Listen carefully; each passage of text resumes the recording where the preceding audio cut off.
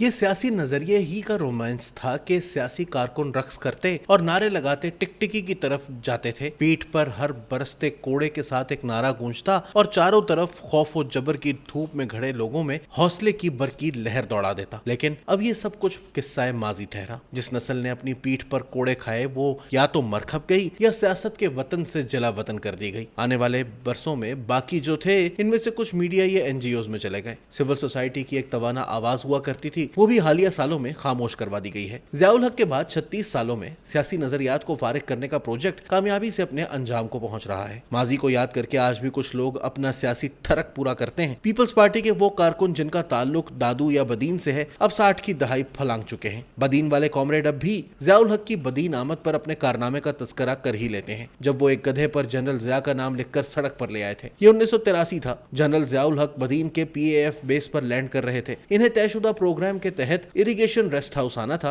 जहां मौज़िज़ीन की बड़ी तादाद इनका इंतजार कर रही थी। इरिगेशन रेस्ट हाउस के सामने वाली सड़क के दोनों पुश्तों पर सिपाहियों की एक तवील कतार सड़क को अपनी पुश्त दिए खड़ी थी। अचानक गधे के दौड़ने पर एक अफसर चीखा। सिपाहियों ने पीछे मुड़कर सड़क की तरफ देखा। गधा इरिगेशन रेस्ट हाउस की तरफ दौड़ा जा रहा था। इन कॉमरेड्स ने गधे की रफ्तार बढ़ाने का देसी तरीका इस्तेमाल किया था, इसलिए पुलिस की परेशानी समझ में आती थी। हम अपनी जमीन पर भुट्टो साहब के कातिल का ऐसे ही इस्तकबाल कर सकते थे। पीपल्स पार्टी के कुछ कारकुन बताते हैं, उन दिनों मार्क टेली ने भी PVC पर हमारे इस कारनामे को रिपोर्ट किया था। तेजी से तब्दील होते हालात में चंद दहाइयों की ये कहानी अब कोई देवमालाई दास्तान लगती है। MRD की 1983 और 1986 की 2 मराहिल पर मुश्तमिल जद्दोजहद ने एस्टेब्लिशमेंट को नया प्लान बनाने की तरगीब दी। मुल्क के हर जिले हेडक्वार्टर में अवामी भलाई के मराकज कायम किए गए, जहाँ से आहिस्ता आहिस्ता मकामी सियासी क़यादतों, जिनमें सियासी कारकुन कम लेकिन वोट लेने वाले ज्यादा होते, इनसे बराह रास्त राब्ते का सिलसिला शुरू हुआ। फिर आहिस्ता आहिस्ता ये सिलसिला थोड़े बहुत चलते फिरते पुरजों तक पहुंचा और इनका काम ज्यादा आसान होता गया। यूं तो सियासी जमातों के अंदर अपने लोग दाखिल करना कोई नई बात नहीं थी, लेकिन हालात से डसी हुई जमातों की लीडरशिप अपने लोगों से जैसे वाकिफ होती गई तो इन्होंने इन्हें निकालने के बजाय इनसे पैगाम रसानी का काम भी किया। लेकिन फिर वक्त के साथ साथ हमारी एस्टेब्लिशमेंट ने नई सियासी जमातों की सूरत में अपने लोग मैदान में उतारे, ताकि दरमियान वाला किस्सा ही खत्म कर दिया जाए या इनको फैसला कुन पोजीशन में लाया जाए। सेनेटर अनवारुल हक काकड़ के निगरान वजीर आजम बनने से पहले ही वफाकी हुकूमत आईनी अंदाज से ये बता चुकी थी कि वो कौमी असेंबली को इसकी मुद्दत पूरी होने से पहले खत्म कर देगी, जबकि मुश्तरका मफादात काउंसिल की जानिब से नई मरदमशुमारी की मंजूरी मिलने के बाद कम अज कम 7 माह तक निगरान सेटअप तो कायम रहेगा। अहम वफाकी वज़रा भी कंफ्यूजन का शिकार थे कि निगरान सेटअप अपनी मुद्दत के अंदर इंतखाबात कराकर इक्तदार मुंतखब जमातों के हवाले करेगा या ये तवील हो जाएगा। बहरहाल ये खदशा अभी मौजूद है, क्योंकि किसी को भी मालूम नहीं कि आम इंतखाबात होंगे भी या नहीं। PDM, इलेक्शन कमीशन और दीगर इदारे पंजाब और पख्तूनख्वा असेंबलियों के इंतखाबात ना करवाने के हवाले से जो किरदार अदा कर चुके हैं, इसके बाद आईन और कानून की औकात ही क्या रहती है। वफाकी ब्यूरोक्रेसी से ताल्लुक रखने वाले एक अफसर मुझे बता रहे थे। लेकिन बात 2018 से शुरू करते हैं, जब एस्टेब्लिशमेंट का इमरान प्रोजेक्ट नुमाइश के लिए पेश किया जा चुका था। सेनेट के इंतखाबात हो रहे थे। बलूचिस्तान में 8 सेनेटर्स आजाद हैसियत में मुंतखब हो चुके थे और ये तमाम मुंतखब सेनेटर्स बलूचिस्तान हाउस में रिहाइश पजीर थे। इस वक्त के वजीर आला अब्दुल कुद्दूस बेजिंजो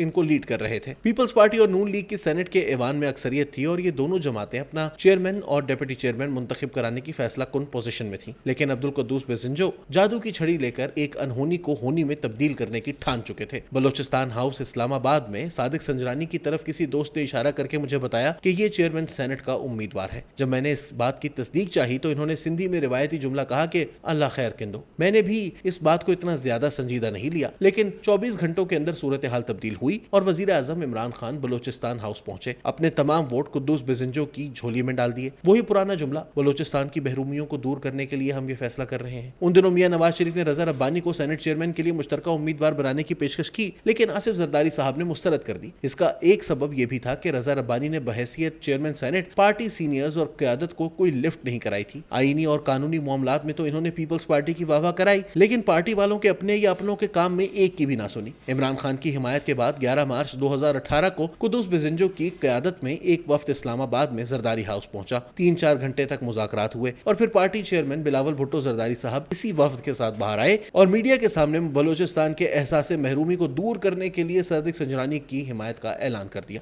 आजाद हैसियत में मुंतखब होने वालों ने बाद में नई जमात के क़याम का ऐलान किया, जिसका नाम बलूचिस्तान अवामी पार्टी रखा गया। इसे आजकल पाकिस्तान में बाप कहा जाता है। अगले साल अगस्त 2019 में नून लीग और पीपल्स पार्टी को यह ख्याल आया कि सादिक संजरानी के खिलाफ तहरीक अदम एतमाद लाई जाए। शायद वो समझ बैठे थे कि सादिक संजरानी की अब वो पोजीशन नहीं रही जो मार्च 2018 میں تھی. سینٹ چیئرمین کے خلاف تحریک عدم اعتماد لا کر یہ جماعتیں اسٹیبلشمنٹ کو پیغام دینا چاہتی تھیں، لیکن اکثریت میں ہونے اور زیادہ ووٹ حاصل کرنے کے باوجود بھی اپوزیشن ناکام رہی. صادق سنجرانی کے خلاف تحریک عدم اعتماد ناکام بنا دی گئی. اس روز مرحوم میر حاصل بزنجو نے جو کچھ کہا وہ یا تو سینٹ کے یوٹیوب کے ریکارڈ کا حصہ ہے، باقی ان کی باتیں کسی کو یاد نہیں. اس ناکامی کا ملبہ نون لیگ نے آصف زرداری پر ڈالا. تحقیقاتی کمیٹیز بھی قائم ہوئی جن کو یہ کام سونپا گیا کہ وہ ان سینیٹرز کا پتہ لگائیں جنہوں نے ووٹ کی پرچی پر درج نام کے سامنے ٹھپا لگانے کے بجائے اس کے اوپر لگایا. لیکن ان کی کمیٹی اس کی تحقیقات کا کیا ہوا کسی کو کچھ پتہ نہ چلا. بدقسمت صوبے کا خوش قسمت صادق سنجرانی 2 بار چیئرمین سینٹ منتخب ہونے کے بعد اس بار نگران وزیر اعظم بننے کی دوڑ میں تھا، لیکن اب کی بار پرچی انوار الحق کاکڑ کے نام نکلی. نگران وزیر اعظم کا نام سامنے آنے سے پہلے جب اپوزیشن لیڈر راجہ ریاض کی وزیر اعظم شہباز شریف سے پہلی ملاقات ہوئی اور اس ملاقات کی تصویر جاری ہوئی تو سوشل میڈیا کے ایک دانشور نے تصویر پر تبصرہ کرتے ہوئے لکھا کہ دونوں رہنما نگران وزیر اعظم کے نام کے بارے میں ایک دوسرے سے پوچھ رہے ہیں کہ تسی دسو کی نہ ہے. لیکن دوسرے دن دوسری ملاقات کے بعد راجہ ریاض میڈیا کے سامنے آئے اور کہا کہ میں نے انوار الحق کاکڑ کا نام دیا تھا، وزیر اعظم نے قبول کر لیا ہے. سرپرائز کیا ہوتا ہے اس کا پتہ انوار الحق کاکڑ کی نامزدگی کے بعد ہوا ہے. ایک حکومتی رہنما نے کہا، ایک رات پہلے جب سید خورشید شاہ کی رہائش گاہ پر ہم چند دوست مدعو تھے تو ان کا کہنا تھا کہ ہم نے جو 5 نام دیے ہیں اگر ان میں سے کوئی وزیر اعظم نہ بنا تو سمجھے معاملہ لمبا چلے گا. جب انوار الحق کاکڑ کا نام سامنے آیا تو خورشید شاہ صاحب نے بیان جاری کر کے اپنے تحفظات کا اظہار کیا اور کہا کہ جو نام ہم نے دیے ان میں انوار الحق کاکڑ کا نام نہیں تھا. لیکن چند گھنٹوں بعد انہیں بھی انوار الحق کاکڑ کو مبارکباد دینے کا بیان جاری کرنا پڑا. انوار الحق کاکڑ قومی منظر نامے میں ایک مختصر سیاسی کریئر رکھتے ہیں. ان کا تعلق کسی بڑے نہیں بلکہ مڈل کلاس گھرانے سے ہے. یہ بحث اب فضول ہے کہ انوار الحق کا اسٹیبلشمنٹ کا بندہ ہے یا نہیں، کون نہیں ہے. ملکی تاریخ میں کسی بڑی سیاسی جماعت سے تعلق رکھنے والا وزیر اعظم کہے